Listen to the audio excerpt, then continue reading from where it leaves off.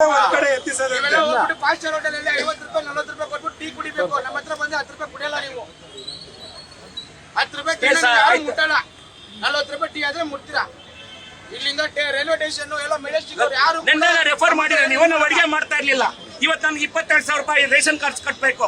ನಾ 9,900 ನಾನು gas bill ಕಟ್ಬೇಕು. ಹೆಂಗ್ ಕಟ್ಲಿ ಸರ್ ನಾನು? ನೀವು ನಿನ್ನೆ ರೆಫರ್ ಮಾಡಿ ನಿನ್ನೆ ಬಂದು ವಾರ್ ಮಾಡ್ಬೇಕಾಗಿತ್ತು. ನಾವು ಆಗ್ತಾ ಇದ್ದಿಲ್ಲ. ಇವತ್ತು ರೆಡಿ ಮಾಡ್ತಾ ಇದ್ದಲ್ಲ ನಾವು ಐಟಮ್. ಬೆಳಿಗ್ಗೆ ಬಂದ್ಬಿಟ್ಟು ತಂದ್ಬಿಟ್ಟು ಎತ್ಬಿಡಿ ಅಂತಂದ್ರೆ ಮಾಡಿ ಐಟಮ್ ಎಲ್ಲ ನೋಡಿ ಸುರಿಬೇಕು. ನಾನು ಸುರಿದ್ಬಿಟ್ಟು ವಿಡಿಯೋ ಮಾಡಿ ತೋರಿಸಿ ಗೊತ್ತಾಗತ್ತೆ ನಿಮ್ ಸರ್ಕಾರ.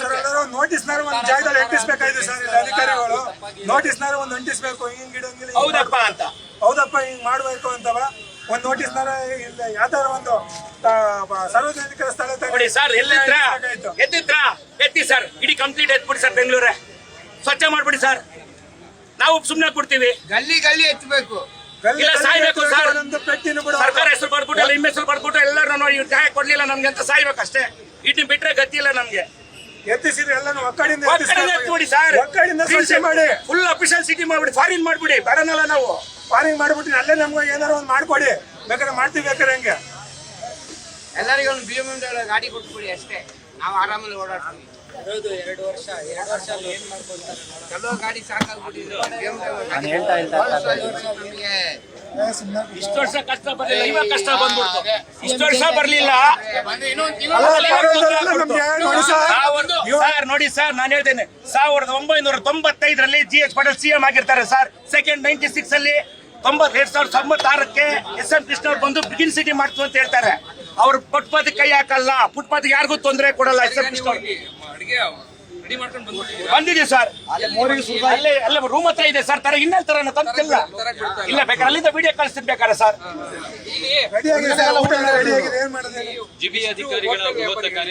ಸರ್ ನೋಡಿ ಸರ್, ಆ ಕಾಲದಲ್ಲಿ ನಾವಿದ್ದಿದ್ದೆ 4 ಜನ ಸರ್. ಈ ಪ್ರೆಸೆಂಟ್ ನೋಡಿ ಸರ್, ಈಗೆಲ್ಲ ಅಂದ್ರೂ ಮೊನ್ನೆ ಸಾಯಿ ಬರ್ತಾಗ ಹೋದಾಗ ಒಂದು 25 ಜನ ಇದ್ದೀವಿ ಸರ್. 25 ಜನ ಇದ್ದೀವಿ ಸರ್. ಇಲ್ಲ ಅಂತ ಹೇಳ್ಬಾರ್ದು. ಇದೇ ತರನೇ ಮೊನ್ನೆ ಏನೋ ಒಂದು ಪ್ರಾಬ್ಲಮ್ ಆದಾಗ ನಾವು ನಮ್ಮ ಸಾಹೇಬ್ ಹತ್ರ ಹೋದಾಗ, ದಿನೇಶ್ ಗುಂಡೂರಾವ್ ಸಾಹೇಬ್ರಿಗೆ ಹೋದಾಗ ಅವರು ಆಯ್ತಪ್ಪ ನಾನು ಸಾಲ್ವ್ ಮಾಡಿ ಹೋಗಿ ಅಂತ ನಮ್ಮ ಸಾಲ್ವ್ ಮಾಡಿ ಕಳಿಸಿದ್ರು ಸರ್. ಅದೊಂದು 1 ಇಯರ್ 6 ತಿಂಗಳಿಂದಾನೆ. ಹೌದು.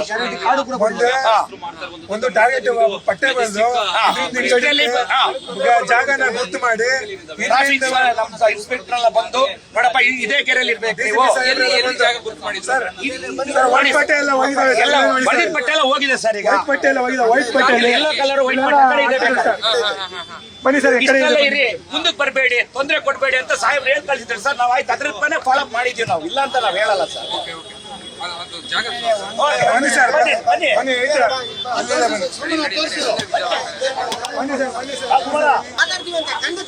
ಪರ್ಮಿಷನ್ ಸ್ವಲ್ಪ ನಮ್ಗೆ ಟೈಮ್ ಕೊಡಿ. ಕಾಲಾವಕಾಶ ಕೊಡಿ. ಇದಕ್ಕೇನೆಲ್ಲ ತೆಗ್ಸಿದಾರಲ್ಲ ಇನ್ನೊಂದು ಬಿಡಿ. ಇಲ್ಲ ಅದ ಸಿಟ್ಟಕ್ಕೆ ಹೆಂಗ್ ಮೇಡಮ್ ಇದು ನಾವೇ ಶಿಫ್ಟ್ ಮಾಡ್ತೀವಿ. ಮೇಲ್ಗಡೆ ಮಾಡ್ತೀರಾ ಕೆಳಗಡೆ ಮಾಡ್ತೀರಾ? ಪರ್ಮಿಷನ್ ತಗೊಳ್ಳಿ ಸರ್. ಸಂಬಂಧಪಟ್ಟಿದೆ ಮೇಡಮ್.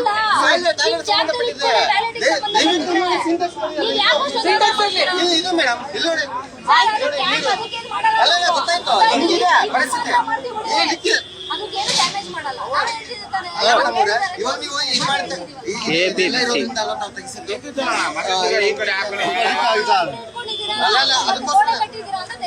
ಬೇರೆ ನಿಮ್ ಟ್ಯಾಂಕಿಗೆ ಏನೋ ಪ್ರಾಬ್ಲಮ್ ಆಗಿಲ್ಲಲ್ವಾ?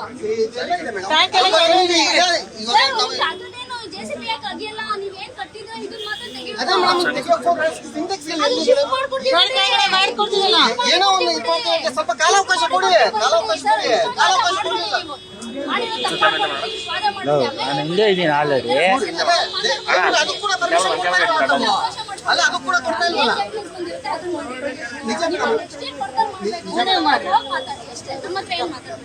ಈಗ ಏನು ಮಾತಾಡ್ಬೇಡಿ ಸರ್ ದಯವಿಟ್ಟು. ನಿಮ್ ಟಾಯ್ಲೆಟ್ ಏನೋ ಪ್ರಾಬ್ಲಮ್ ಮಾಡ್ತಾ ಇಲ್ಲ. ನಿಮ್ ಟ್ಯಾಂಕ್ ಏನೋ ಪ್ರಾಬ್ಲಮ್ ಮಾಡ್ತಾ ಇಲ್ಲ.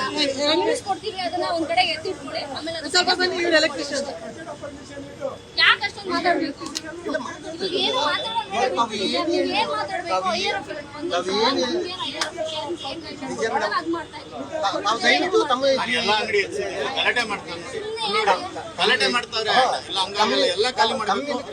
ಪಬ್ಲಿಕ್ ಟಾಯ್ಲೆಟ್ಗೆ ಪರ್ಮಿಷನ್ ಇದೆ, ಪರ್ಮಿಷನ್ ಇದೆ, ಮಾಡ್ಕೊಳ್ಳಿ.